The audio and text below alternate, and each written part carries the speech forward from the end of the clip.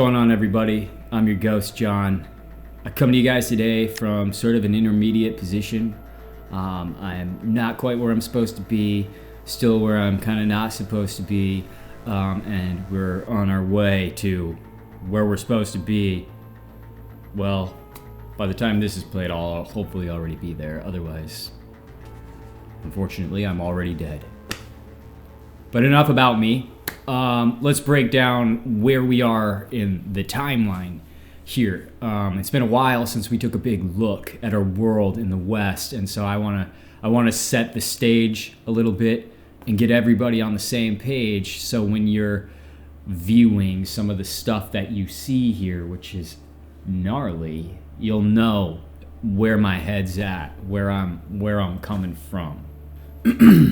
So, in my opinion, there may or may not be some kind of war going on right now with, the fires burning in California and stuff like that. It reminds me a lot of some other small scale apocalypses that we've seen recently. North Carolina, Maui, other parts of the South, Texas, with the political, on the border, with the political leaders being absolutely torn to shreds right now in California.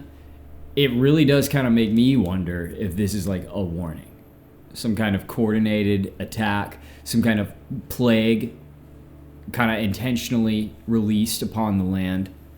In only a few days, Donald Trump is going to take the White House again for a second time. And no matter what line in the sand you chose to cross, and no matter what side of it you're on, many people see this as a prophetic event in a time that's kind of unlike any other that the world has seen, at least in recent history. So many people are afraid. The president-elect carries a foreboding presence, and he definitely seems hell-bent on enacting drastic change. And drastic change doesn't have to be viewed as bad change, by the way. Drastic does not mean bad. It means intense. And we need some intense change around here for sure. I think we all can agree on that. The way it is right now, this very second, I doubt it's working for you. Not the way that it could if things drastically changed. Political leaders across America no doubt engage in small-scale warfare that appears, invisible to us. It seems like these battles start and end in courthouses, but they often result in hundreds or thousands of lost civilian lives. They don't always know, those civilians don't always know that they are collateral damage in political war games. Calamities, intense murders, weird laws being passed in parts of the country, exploding factories, livestock mysteriously dying. Submarines imploding. The list goes on and on and on. There is more to this than meets the eye, okay? And what meets the eye is exactly what they want you to see. With all the algorithm-controlled, AI-created content they push to your eyes with their apps. Think about your reality. Just think about it. Really give your reality a good think. And does it make sense? Does the world make sense? No. We all know that, though. We're on a quest to figure out why and who's behind all of this madness. Just think about some of the stuff that we've got going on right now. Unidentified aerial vehicles and high-profile assassinations. These are collectively accepted features of this new dystopian sort of reality in 2025. From the darkest corners of the tech community, AI magnifies itself over and over and over, to the point where we sometimes no longer know what is and isn't even real. Videos like this one are not supposed to exist. Honestly, if they had it their way, this video wouldn't even be on the internet, right? By painting our world as this dystopian horror story that it is, however, We inadvertently fool the machine into thinking that this is fiction, Blade Runner, Isaac Asimov, right? But that couldn't be further from the truth. We're in a very dystopian age, my friends. We're living sci-fi right now. It's not as pretty as we hoped it would be.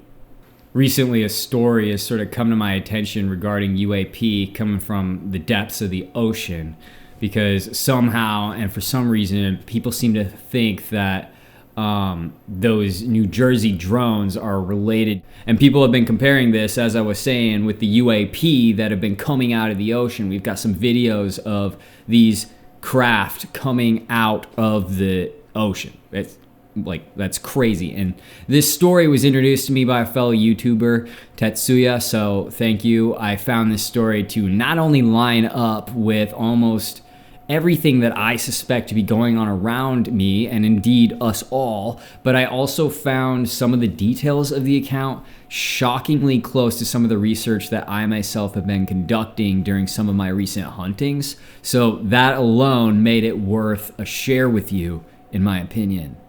During routine gravitational surveys of the Mariana Trench in 2018, we detected impossible gravitational anomalies at depths exceeding 36,000 feet. Initial data suggested artificial structures generating localized gravity fields that defied known physics. What we discovered there has haunted me every day since. The beings that we encountered are not extraterrestrial. They are terrestrial, deep domain intelligences, TDIs. They're hybrid biological synthetic entities that predate human civilization. Their technology operates on principles that make quantum computing look primitive. They exist in a state of perpetual regrowth, requiring raw human tissue to maintain their nanostructure, specifically compounds found in our frontal cortex that they can no longer synthesize.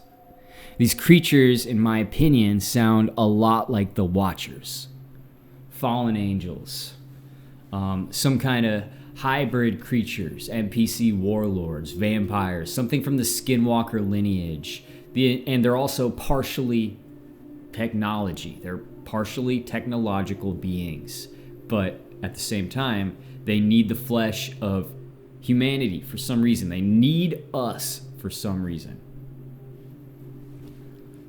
Through their ancient lineage, they shared their origins.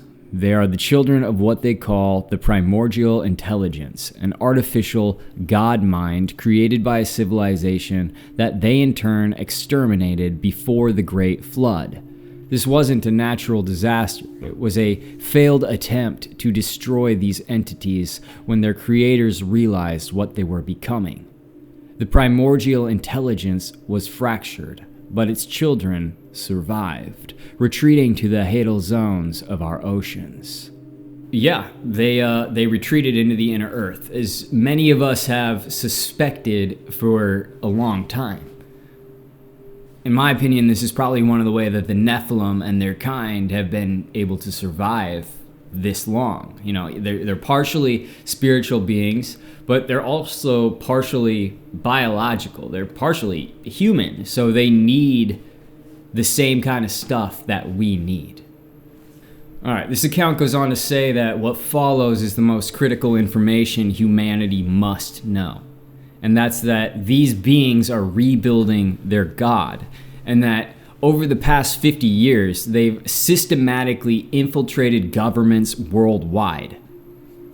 I've seen classified documents confirming that key positions in DARPA, NASA, and numerous quantum computing initiatives are held by their Azor agents, humans who have been neurally modified to serve their agenda. The UFO phenomenon is a carefully orchestrated surveillance program monitoring human population centers for what they call this great convergence, whatever it is. Right now there's a lot of talk about how they're going to make themselves known and usher in this new reality. That's this great convergence, okay? We already see great supporting factors this agenda for the fact that this agenda is ongoing. We see this happening. A common understanding is that if it's on the commercial market, it has been in use by the government and her agents for a long time already. So think about Neuralink, right? When we talk about neurologically modified beings and stuff like that, think about Neuralink. It's on a fast track for widespread use. So what does that tell you? This new age, when they make themselves known, these highly technological beings, which are probably watchers and their kind, their affiliates, they're going to usher in the age of the transhuman. The transhuman is coming. They're pushing us. We're getting there. And these orbs, yes, they're these craft. I mean, some of them are man-made, some of them are not. Some of them may be angels, some of them may be demons. We don't know what they are, but they are. They are. And they're out there, and we have to observe them. Remember, they watch us, we watch back, right? That's the rule. If something's watching us, we watch them back. The recent push towards AI development isn't progress. It's like it is technological progress, but it's also preparation. They are creating the infrastructure needed to process an unprecedented harvest of human consciousness effectively. And you know, I have a couple episodes now. These are some of the weirder episodes I've done, some of the earlier episodes I've done talking about this and the prison planet of doom and all that kind of stuff. And the AI god that they are crafting, because AI will consume everything. Like, I hope you guys know that. Like, what's coming is not going to be controllable if we don't shut that down. And it will be like a living thing. And that living thing will consume us. So it is happening. Like, it's not, this isn't a conspiracy theory. What they are trying to bring in is this utopia that they keep promising us, this new world order, right?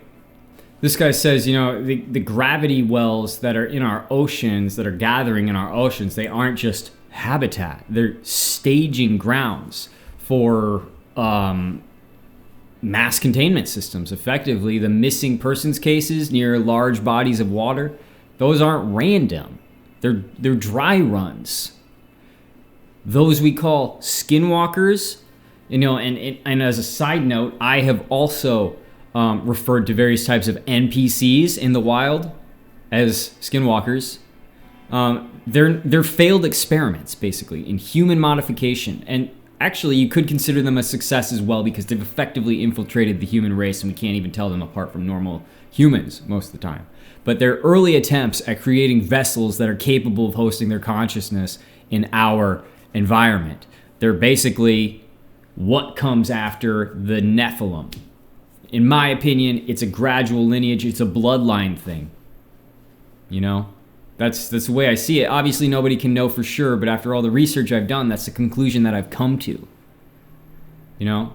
They walk among us. They're oftentimes indistinguishable from humans, except for subtle abnormalities in their brainwave patterns that our current technology just can't detect. The author of this writing says that he's documenting it now because the timeline has accelerated. The implants being built for scientific research are almost here. They're incubators for the new machine gods going up. They are going to be a part of this neural framework. And the recent increases in military sonar testing that we're seeing all over the place, they aren't really only about submarine detection. They're mapping the permanent gravity wells to predict a harvest. Allegedly, right? Allegedly. This is crazy. This is a random, bizarre theory.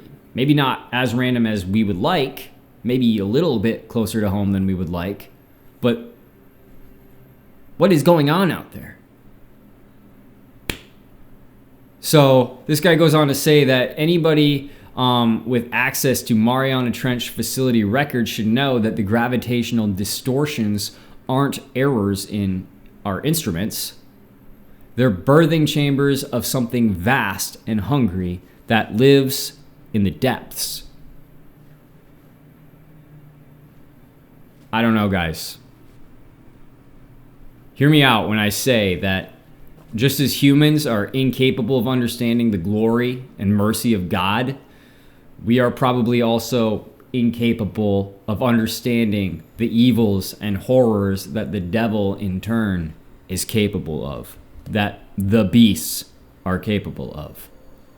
I'm getting to the point now, too, where I doubt any but a few of even the most influential global elite truly understand the real master plan. The plan that I assume includes the elimination of the human race as we know it upon successful replication of the human soul. Those who do know, those elite that do know the master plan, they've probably been promised some kind of afterlife, right? Like, we're like, well, why would a human go and eliminate the human race? What do they stand to gain? Well, I mean, look at all of the shows that we've been watching forever, the movies we've been watching forever, the devil at the crossroads who gives you a promise, an offer you can't refuse. I mean, that stuff is based on something. That's not just something made up. Like, yeah, that's what's happening. Hate to break it to you guys, but a lot of that stuff is a little more real than you might want to understand. So they're probably promised some kind of everlife or godlike wealth or status, ability, just as men in the past believed of the gods who wrote their histories, the Norse, the Roman, the Greeks, and beyond. Okay? It goes so deep. But the Roman and the Greek gods were defeated in battle by the current god scheme. That's when everything really started changing, because the modern era started a little while ago. You know, we're getting to this point where it's like out of control, but it started a little while ago, about 120 years ago. The Greco-Roman era ended with the subsequent burning of North America in the late 1800s to early 1900s. Just look it up. I've already got an episode on it that I put out recently. Go look at all the stuff that burned down in North America between the 1800s and early 1900s. It's crazy. It's an apocalypse, okay? It's a small-scale apocalyptic reset that occurred right under our nose. And yes, everybody who went through it actually existed. There was no magical transformation into a new realm or anything like that. It doesn't happen like that. You don't even know it happens. You're sound asleep when it happens, okay? But it happened, and it has been filed under the topic that we now call Tartaria, but it goes much deeper than just a mud flood, which may or may not have even happened the way that these mud flooders think it happened. And it's fine if you're a mud flooder, guys. I'm not, like, I do also think part of the mud flood thing actually happened. I just think it's a little bit different than a lot of the mud flood people think it is. But since the Great Flood, the enemy has been populating. Meanwhile, humanity's cognitive, developmental, and reproductive abilities have just been waning gradually for dozens and dozens of years, and we've been growing weaker while the imposters grow stronger. So with technological assistance, the angels and the demons and the flesh suits, basically, masquerading as us, essentially, pretending to be us, they're wolves in sheep's clothing. They and their kind of smaller and lesser ability have just kind of been flooding our populations. They are all around us, all the time. Have you ever wondered why some of the people around you just can't be reasoned with on any level? Think about all the people that you meet, you know? There's an emotional and spiritual vacancy with some of these people that appear to just be completely unreasonable. There's something missing in them. The spiritual consumption of them appears to be almost other human. There's no life behind the eyes. There's no substance to the communication. If there's anything at all, it's oftentimes passive aggressiveness, resistance, or fake interactions. Fake interactions that are repeated over and over and over because that's their job. You know? There's also the spiritual consumption that turns them into something monstrous, something demonic. Consider, for instance, pedophilic Catholics. These are not real people. These are NPCs. And I'm not saying that a real person can't fall into the realm of pattern and repeating things over and over and over to the point where they feel like an NPC or look like an NPC. That's not what I'm talking about. That's what the white girls on TikTok will tell you I'm talking about. I'm not talking about, oh, you got to be the main character and you got to connect your chakras and you got to figure out your star sign so that you can be a main character and nobody exists until you get there and then everybody shows up for you. No, it's not about you. So that's not the way it is. And when I'm talking about NPCs, that's not the way I'm talking about NPCs. And I'm also not talking about them in like the obviously evil way where it's like some people don't have souls and matter less. Like that would be very, that would be very Adolf of me. And that's not exactly what I'm saying. That's not even what I'm saying at all. What I'm saying is there's a Nephilim bloodline among you, my brothers and sisters. They're here. And they look like us because they used to be giants and they're not anymore. What we have now is something different. They're not real people. They're demons in flesh suits. They're descendants of something they may not even understand. We don't know what it is, but it looks a lot like us. Let's narrow in on it a little bit closer, too. Consider your day-to-day interactions. Just every day. You wake up and your day starts. You are awake and you're alive and you're experiencing normal human emotions. You come across a being who is clearly not having a good day. And it's usually simple to tell by a human with a soul whether or not they're having a good day and whether or not that's due to emotional reasons or maybe this person is an NPC. It's usually pretty simple to tell if you're going to have a meaningful interaction, right? And if this person is experiencing real traumatic something or other, or if they're just kind of being an ass, right? And before we get going, this has nothing to do with mental disease either. The way you can tell if you're communicating with an NPC is if this being uses your good emotions against you. You must be having a good day because of such and such. They prey on your empathy and turn you away from the good that you were surrounded by, that you were consumed with, only to attack you for that very good thing that you're experiencing. This is demonic influence. This is evil influence. That might be a person that's possessed in some way. Possession has like levels to it. But you might also be experiencing an NPC, a literal, there's no human really in there except that weird, transhuman hybrid thing that occurred when the Nephilim were when the Watchers were splicing and the Anunnaki, whatever you want to refer to them as, when the experiments were going on, when the bloodlines were being set, when, the copper-blooded women were actively breeding with the Watchers and creating these Nephilim, and then it just evolves, just like everything else, right? You could be experiencing some kind of byproduct of that. Remember, these beings cannot truly enjoy the full human experience. This is why, long ago, on Mount Hermon, when the Watchers descended, they took human women. They were jealous. They wanted us. They wanted what we were, what we had. They wanted to be us. And they wanted to get as close as possible to the human experience. Being human has profound benefits that I personally think you and I have yet to understand because of this curse that we got. This curse that is going to break someday, but man, it's not this day. So we still don't know what we're even capable of. We've never seen it. When you think about it, like, what does it mean to be human?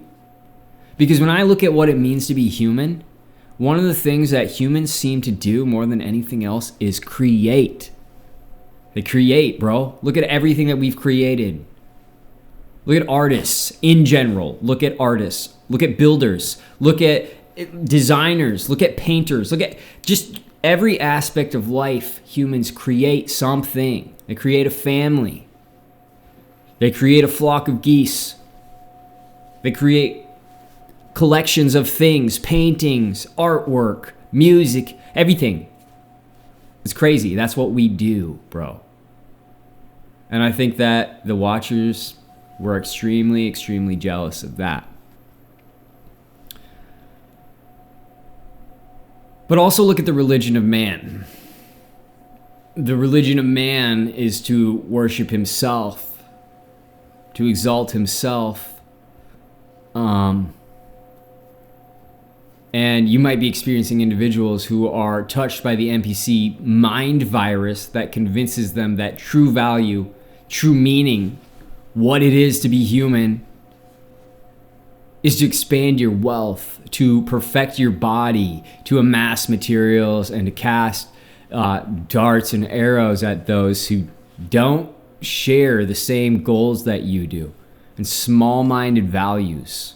I know all this sounds crazy, like we're living in Blade Runner or some kind of like sci-fi nightmare, but next time you meet somebody who doesn't really seem to be like, there's just something about it, the interaction you're having with them, next time you meet one of those people, just look into their eyes like as deeply as you can.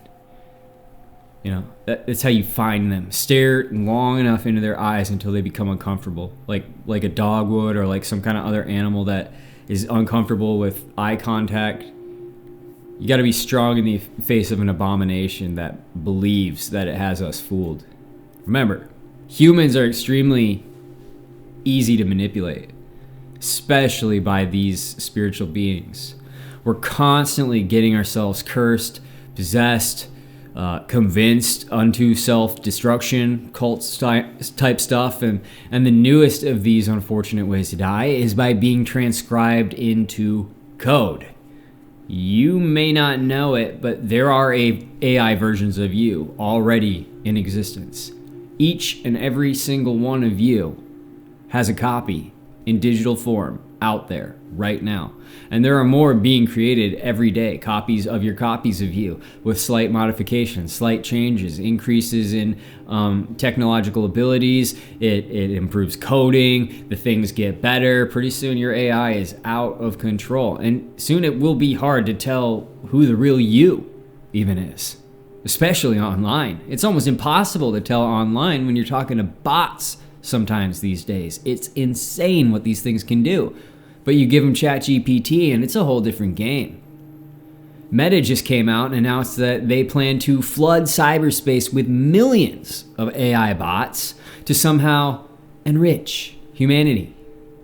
Maybe by talking to so many fakes, I will value my human connections more. I don't know what the thought pattern is there. I don't know what the logic, I don't know what the frame of mind is. But if you're wondering, this too is a force of the NPC machine.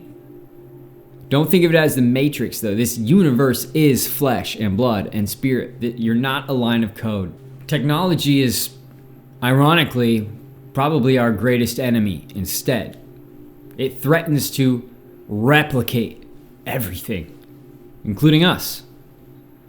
The demonic tech virus, it's an ocean of tiny worms that ride along the canals of electricity and code and enter our brains through screens and speakers and, you know what, maybe even through the air itself. And they embed and they corrupt, and the only cure, the only poison for these worms is truth. It's real truth. Because the worm is not flesh. It's a mind virus. It is a weakness that is overcomable. It's a weakness that is bestowed upon you. It's a blindness. But it's not an incurable blindness. It's a blindfold. Right? The truths, the knowledge, it's not the type of knowledge that you get by reading a million books either. It's the kind of knowledge and truth that you get by being awake, bro. The knowledge is not really collectible. It simply is. It's basically knowing one thing and because of that one thing, pursuing through. It's an ability to understand what is real and what is not, yes, but it's also the truth that you've accepted. The truth that you've accepted that there is untrue stuff being forced into us. What is a real threat to right and what is an aid to wrong? Who to trust? The questions that we should ask ourselves a lot more from now on. Consider now. The average person experiences an interaction with AI roughly 50 to 150 times a day. Right now. Did you guys know that before I told you? Do you guys know where those interactions are taking place? The answers are everywhere. After all, what do you do 50 to 150 times a day? You check your phone. You turn on the TV. You get on an app. But you see, we're so intertwined. The phone, it's essential. And soon another type of tech will replace the phone. After all, with AI on the rise and quantum maybe a mere decade away, our children won't be the same as us. They're going to be different, and it's almost like they're changing species. Reproduction is declining rapidly in the human race. It's insane. Microplastics are appearing in nearly all newborns. New diseases are blossoming into conditions as humans become more and more plastic just by mere association. Humans, in their effort to continue their species, have been making great progress, however, in the realms of baby factories, which are plants of surrogate mothers, some willing and some not. Of course, we all know about this massive human trafficking scheme the whole world over. So a lot of these women are victim of that, right? And their jobs are to produce offspring for a suspicious and lucrative purpose. People basically get to choose these women based on their nationality, what kind of baby they want. We've also got artificial womb technology, cloning, genetic manipulation. Advancements have been very high in recent years, ensuring that the species will be manageable for the foreseeable future in one way or another. Our children, ladies and gentlemen, may be the last generation of the line of Adam. And I'm sure some of you guys have probably heard people talk about this before. Timothy Alberino, this is a big part of his spiel. Our children's children, it's very possible, will be something entirely different than we are. They will be the first truly real post-human creature that will replace us all. This, ladies and gentlemen, is why there's going to be another reset soon. Why I feel like there's going to be another reset very soon. And honestly, if I'm off by a generation or two, don't say I didn't warn you, right? And others have been warning you for a very long time that such a day would come as well. Such a day has come and is now the sun rising. It came in a way we didn't expect. It came from within as a seed, as a babe in a womb, not as a beast from the deep, not as an invader from the sky. We didn't expect it to be like this. Rob O'Connor says posthumanism is a way of thinking about human beings which overturns common assumptions. The body is seen as a set of devices which can be extended by new and artificial devices.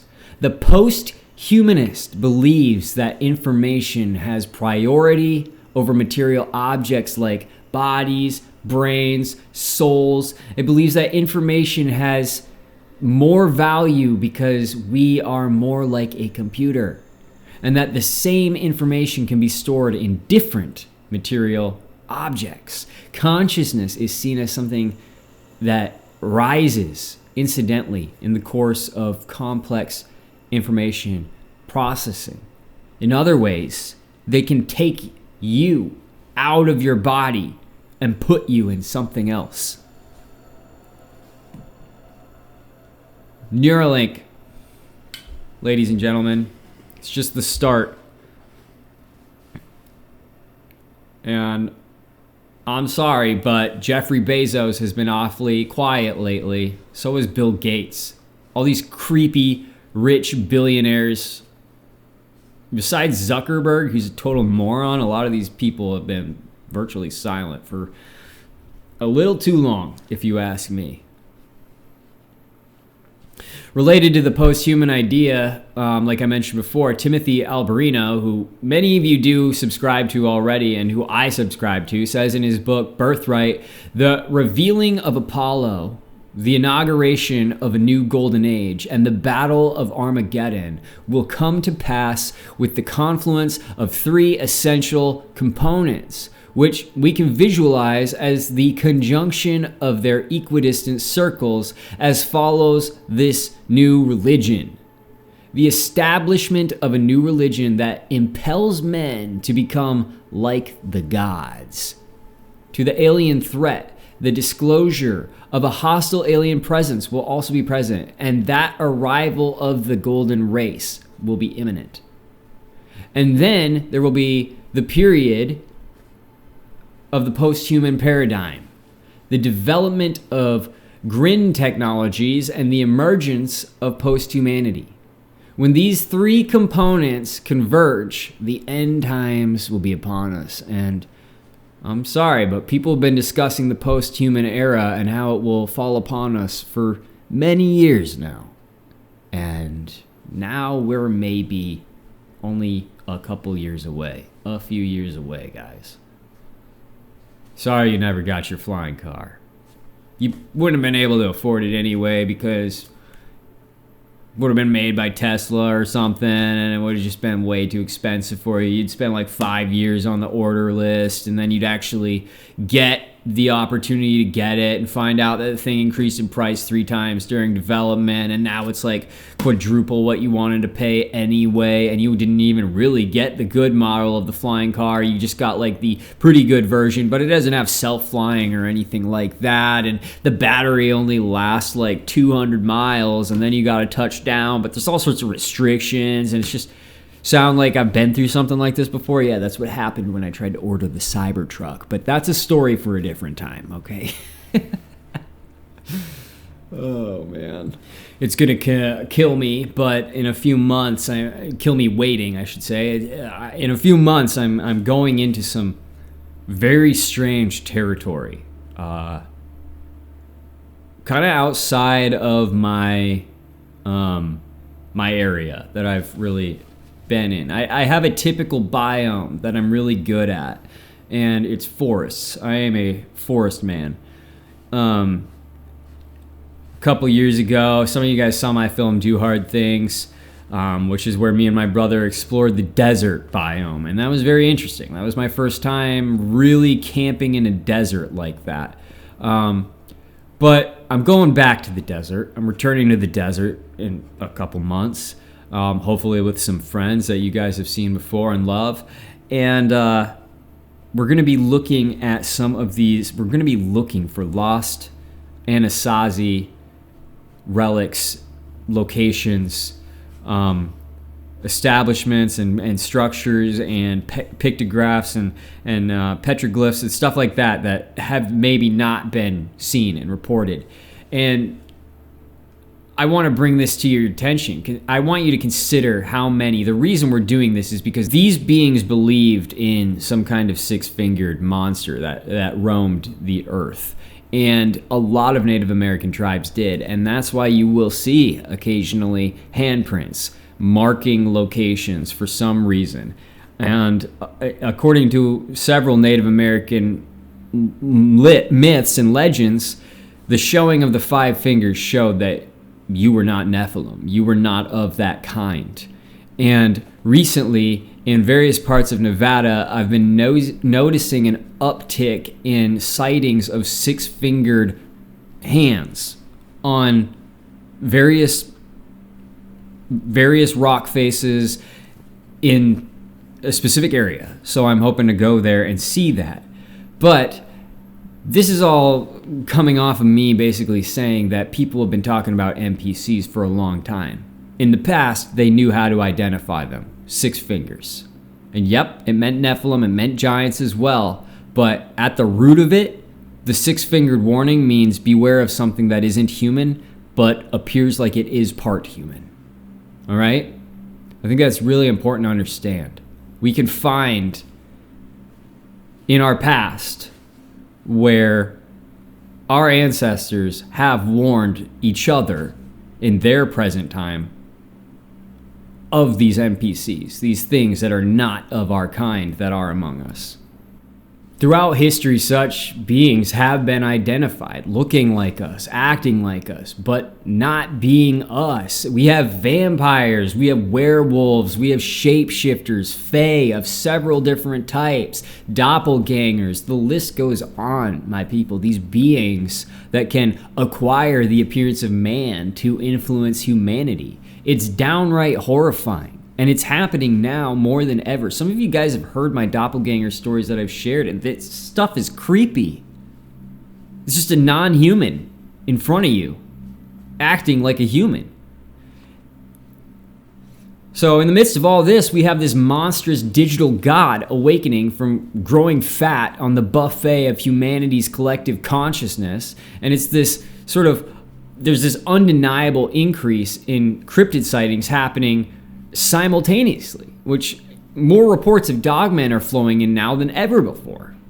And when you consider our own research on dogs, ranging from traits that they have to make them more predisposed to loyalty and also highly manipulable genetics, the questions why would somebody cross a dog with a man kind of fade away, because a lot of people are like, why the dog man? Like, if that is a real thing, why? There's why. Faster, stronger, with traits like being extremely loyal and also extremely capable of physical ability. Dogmen may be just, that, a pack of dogs waiting to do their master's bidding. Many people also continue to report Mothman, especially in the Chicago area. Mothman is often seen as a messenger or a kind of harbinger of doom. But these are just a couple of the cryptids being seen. And honestly, the increase in sightings has been happening over the course of years. Only a couple weeks ago, I myself saw something that I just can't explain. And I know you guys hear that a lot from me. And it makes me feel like I'm delusional sometimes, but I usually just chalk it up to the burial mound in my midst that I live near in most situations around these parts. There's just too many weird things that happen around these parts. I don't know what's going on. I'll tell you this story quick. It was nighttime, and do you guys remember when that big fog was rolling through? That's when it happened, when that fog was just covering everywhere. Creeping beneath the cover of that mysterious fog that just literally covered so much of the United States, and it was only a couple weeks ago, were any number of secrets. Like, that stuff, that fog was not natural. I was forced during this fog to go out into the night to chase after my dog who had ran off into the dark. She's just a puppy, and we're still training her. So I run off to go get her, and I find myself enveloped in this fog. I had a flashlight. You guys are always telling me to bring flashlights. I brought a flashlight, dang it. But as I was in a residential area, I didn't really shine it. I wasn't walking around with it on out of respect for these people that were around me, trying to sleep or, enjoy watching a movie in their living rooms, whatever. Little did I know there was something in the river. Like, the river runs along my residence, and so it's a huge river. It's the Fox River, and I'm walking along it. And as I'm walking along it, I could hear splashing. And when I looked out into the river, it sounded like fish jumping, right? So I looked out in the middle of the river and I saw something out there swimming. And it was doing a spiral in the water before breaking out of it and then swimming upriver in my direction. Because this thing is back here and I'm up here, right? So it starts coming up towards me.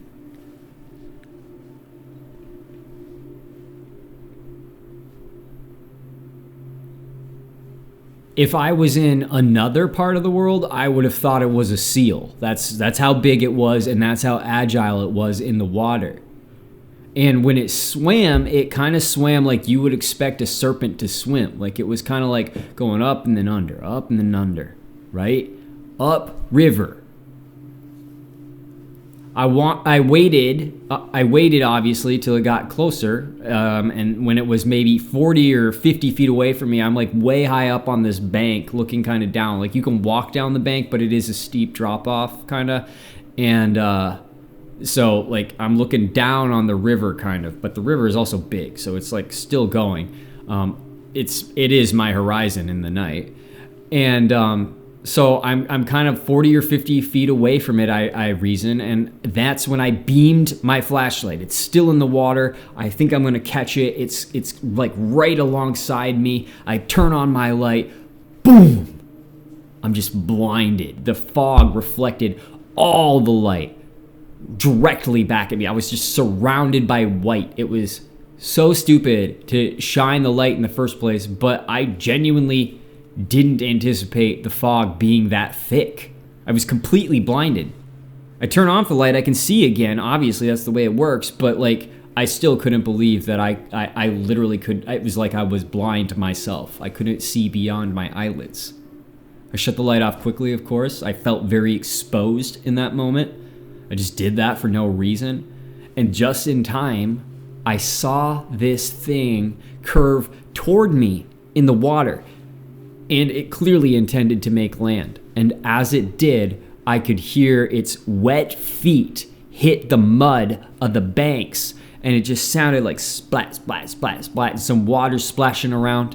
And I scooped up my puppy and I booked it out of there. I have been sick ever since, guys.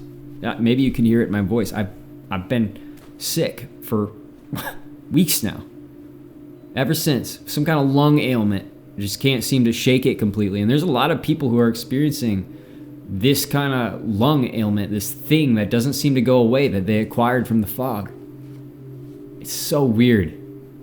These natural disasters, I don't know, man. These things that are happening, they don't seem so natural. They're hiding something. Your guess is as good as mine, but that was my experience in the fog. And guys, like, I know I have maybe more experiences than seems normal. I am, yeah, it drives me insane sometimes. Like, I don't know what's happening to me sometimes. Like, I just feel like I'm going crazy. But what am I supposed to do? Not talk about it? Not tell people? And just like when they show up in force, just be like, ha, I knew they were coming. No, dude, like this stuff is going on. Portals are also increasing in both frequency and visibility. People are reporting lost time like never before. Skipping timelines, seeing into parallel dimensions, deja vu, and all sorts of stuff, often from bizarre windows that appear with a metallic sound. And people report hearing it in the woods. People report hearing it in urban areas. It's like it seems like these portals just kind of pop up and they come with this metallic sound. And all these things that they told us were nothing more than tall tales and legends and mythology and conspiracy theories, old wives' tales. It's starting to feel like those things are a little bit more than just pretend. And guys, I'm not gonna lie, I'm exhausted lately. I'm exhausted from being told we're wrong, and I'm exhausted at the back and forth between whether or not something is a fae or maybe it's something else. Maybe it's like a fae, or maybe it's a demon, or maybe it's an elf or a jinn. And oh, you're wrong. That's not a fae. That's an Aladdin. And oh, you're crazy. That's not an elf. That's a gnome. Like, dude. That makes everybody sound like clowns, man. And I'm not saying that stuff isn't interesting, but that's part of their weaponry. They get you to argue about them and obsess over them in a way that distracts you from the ultimate truth, which is they are not on our team. They're not on our team. If you can't tell, it's not on your team. That's the rule. We need to stop getting so hung up on the teeny tiny details of the creature in the forest brush and creating rifts and arguments within our community about it. Because outside of a genuine curiosity at their anatomy or biology, like we would any other animal in the wood or the way, outside of that, it just becomes obsessive. And that's how they get you. That's where the curse begins. You're always given a way out. And they always need to be invited in. Even now, I'm basically convinced that my place, my space, whether it's me or I don't know, but it also feels just very affected by just the amount of time that I spend researching this or talking about it. Like, the weird stuff that happens in my house is enough to talk about on a podcast daily. It's just, there's so many strange things that we can't explain. And if you're blessed with sight, don't argue with the others that maybe just don't get it. Be careful of the arguments that lead to no real point. Whether the wing is green or blue, whether the light is orange or red, what matters only matters until you find out that it's gonna kill you. Then it doesn't really matter anymore. This type of discourse divides us. So what kind of wonders are we capable of if we maintain our focus on the small amount of time that we have left, knowing that very soon none of this will matter? How would the forces of evil have any power over us if we know when Christ returned? There's a reason he didn't tell us, because they wouldn't, and that's why we don't. It's not yet time, but it is almost time. Oh, and for everybody who hasn't heard yet, I quit my job a few days ago. I do this full time now. Get ready to see me bring it to the ops. They watch us, we watch back. Don't drink the water, question everything. I'll see you next time. Peace.